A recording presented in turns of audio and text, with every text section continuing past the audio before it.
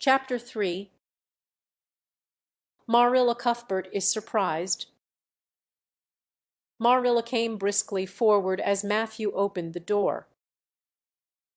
But when her eyes fell on the odd little figure in the stiff, ugly dress, with the long braids of red hair and the eager, luminous eyes, she stopped short in amazement.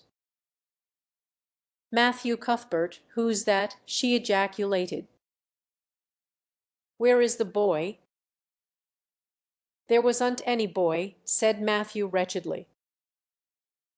"There was only her."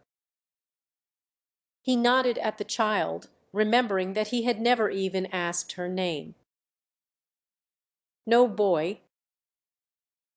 "But there must have been a boy," insisted Marilla. "We sent word to Mrs. Spencer to bring a boy." "Well, she didn't." "She brought her." "I asked the station master." "And I had to bring her home." She couldn't be left there, no matter where the mistake had come in.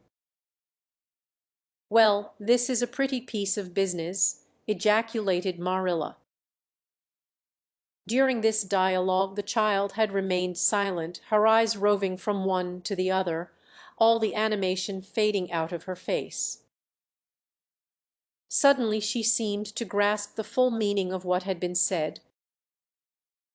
Dropping her precious carpet bag, she sprang forward a step and clasped her hands. "You don't want me," she cried. "You don't want me because I'm not a boy." "I might have expected it." "Nobody ever did want me." "I might have known it was all too beautiful to last." "I might have known nobody really did want me." "Oh, what shall I do?" "I'm going to burst into tears." Burst into tears she did. Sitting down on a chair by the table, flinging her arms out upon it, and burying her face in them, she proceeded to Christ ormally. Marilla and Matthew looked at each other deprecably across the stove.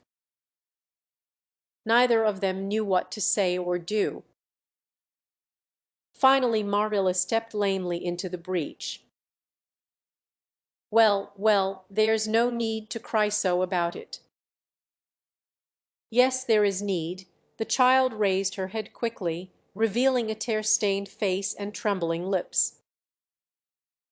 "You would cry too, if you were an orphan and had come to a place you thought was going to be home and found that they didn't want you because you weren't a boy. Oh, this is the most tragical thing that ever happened to me." Something like a reluctant smile, rather rusty from long disuse, mellowed Marilla's grim expression. "Well, don't cry any more. We are not going to turn you out of doors tonight. You'll have to stay here until we investigate this affair." "What's your name?" The child hesitated for a moment. "Will you please call me Cordelia?" she said eagerly. "Call you Cordelia." "Is that your name?" "No, oh, it's not exactly my name, but I would love to be called Cordelia." "It's such a perfectly elegant name." "I don't know what on earth you mean." "If Cordelia isn't your name, what is?" And Shirley reluctantly faltered forth the owner of that name, "But, oh, please do call me Cordelia." "It can't matter much to you what you call me if I'm only going to be here a little while, can it? And is such an unromantic name." "Unromantic fiddlesticks," said the unsympathetic Marilla. "And is a real good plain sensible name. You've no need to be ashamed of it." "Oh, I'm not ashamed of it," explained Dan, "only I like Cordelia better." I've always imagined that my name was Cordelia, at least, I always have of late years. When I was young I used to imagine it was Geraldine, but I like Cordelia better now. But if you call me, and please call me and spelled with an E. What difference does it make how it's spelled? Asked Marilla with another rusty smile as she picked up the teapot. Oh, it makes such a difference. It looks so much nicer. When you hear a name pronounced, can't you always see it in your mind, just as if it was printed out? I can, and an N looks dreadful, but an NE looks so much more distinguished. If you'll only call me and spelled with any, I shall try to reconcile myself to not being called Cordelia.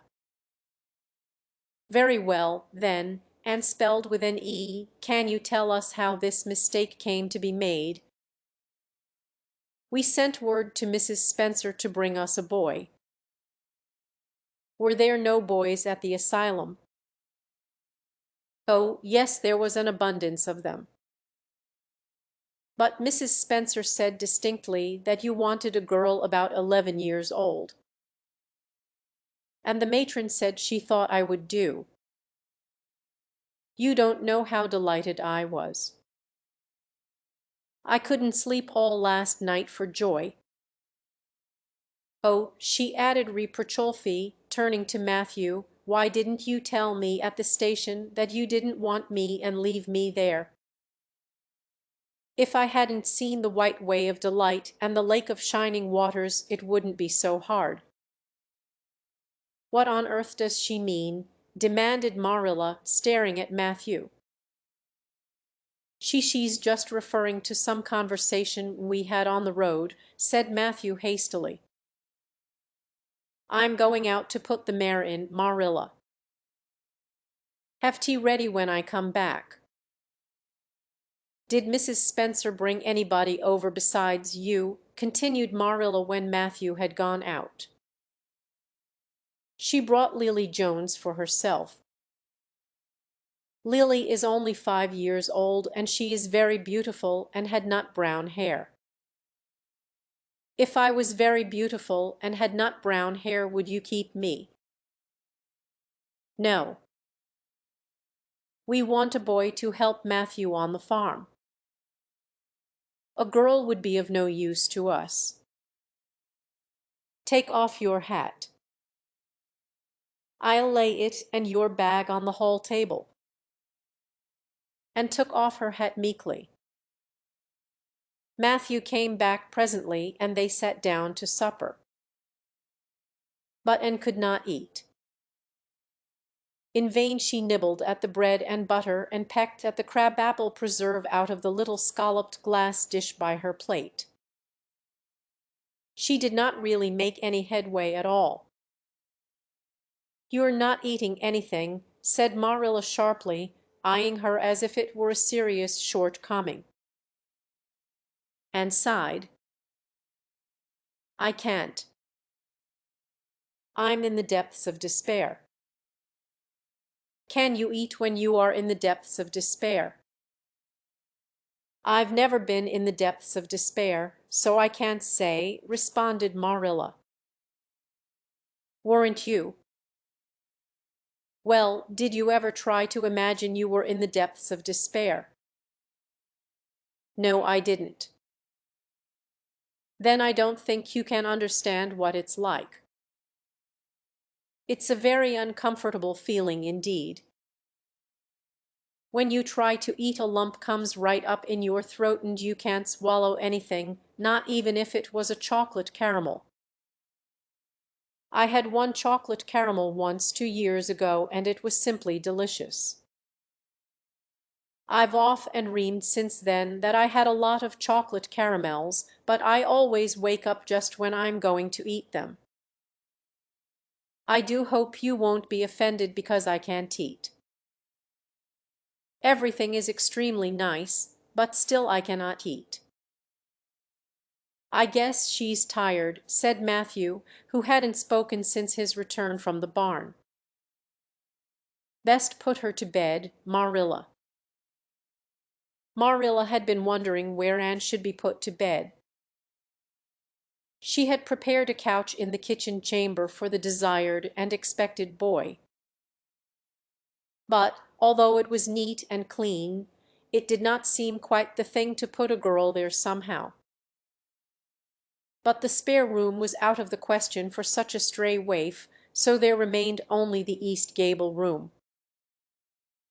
Marilla lighted a candle and told Anne to follow her, which Anne spiritlessly did, taking her hat and carpet bag from the hall table as she passed.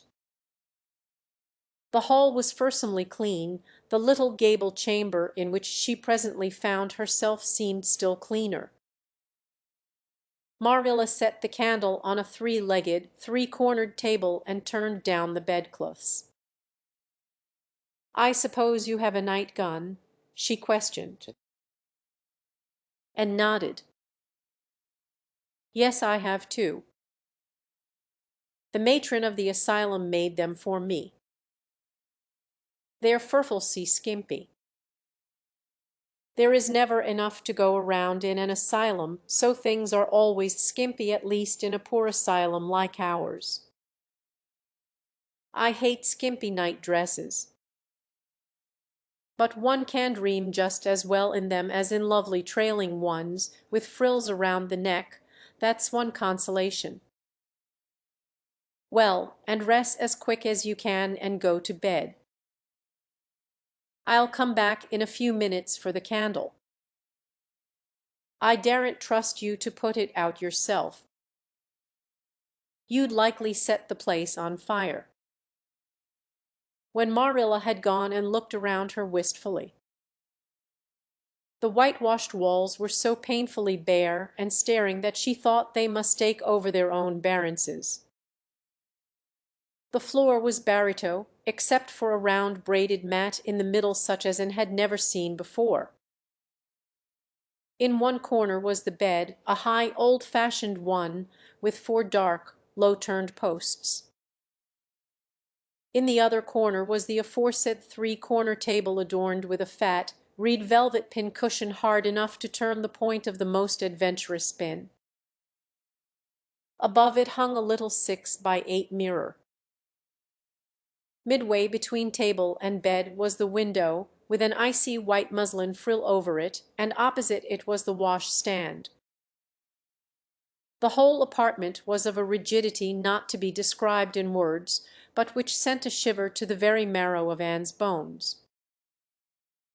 With a sob she hastily discarded her garments, put on the skimpy night-gown, and sprang into bed, where she burrowed face downward into the pillow and pulled the clothes over her head. When Marilla came up for the light, various skimpy articles of raiment scattered most untidily over the floor, and a certain tempestuous appearance of the bed were the only indications of any presence save her own. She deliberately picked up Anne's clothes, placed them neatly on a prim yellow chair, and then, taking up the candle, went over to the bed. "Good night," she said, a little awkwardly, but not unkindly. Anne's white face and big eyes appeared over the bedclothes with a startling suddenness. "How can you call it a good night when you know it must be the very worst night I've ever had?" she said reproachfully. Then she dived down into invisibility again. Marilla went slowly down to the kitchen and proceeded to wash the supper dishes. Matthew was smoking, a sure sign of perturbation of mind. He seldom smoked, for Marilla set her face against it as a filthy habit, but at certain times and seasons he felt driven to it, and then Marilla winked at the practice, realizing that a mere man must have some vent for his emotions. "Well, this is a pretty kettle of fish," she said wrathfully. "This is what comes of sending word instead of going ourselves. Richard Spencer's folks have twisted that message somehow. One of us will have to drive over and see Mrs. Spencer tomorrow, that's certain. This girl will have to be sent back to the asylum." "Yes, I suppose so," said Matthew reluctantly. "You suppose so? Don't you know it?"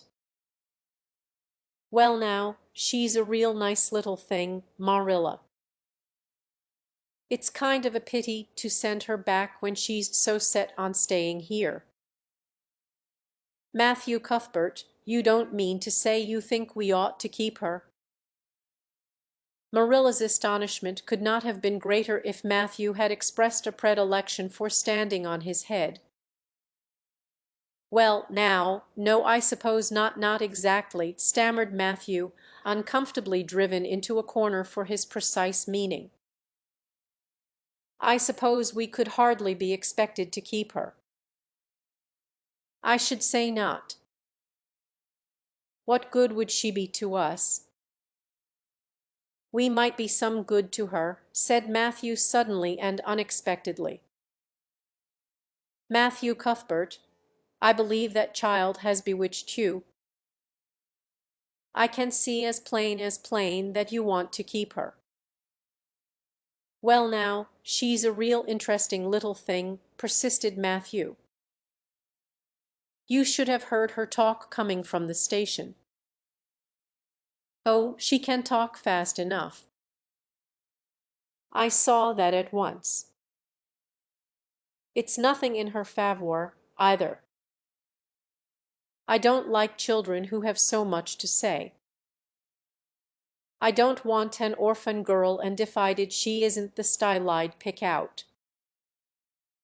There's something I don't understand about her. No, she's got to be dispatched straight way back to where she came from." "I could hire a French boy to help me," said Matthew, "and she'd be company for you."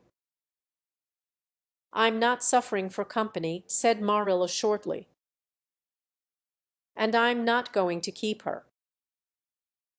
"Well now, it's just as you say, of course, Marilla," said Matthew, rising and putting his pipe away. "I'm going to bed." To bed went Matthew. And to bed, when she had put her dishes away, went Marilla, frowning most resolutely. And upstairs, in the east gable, a lonely, heart-hungry, friendless child cried herself to sleep.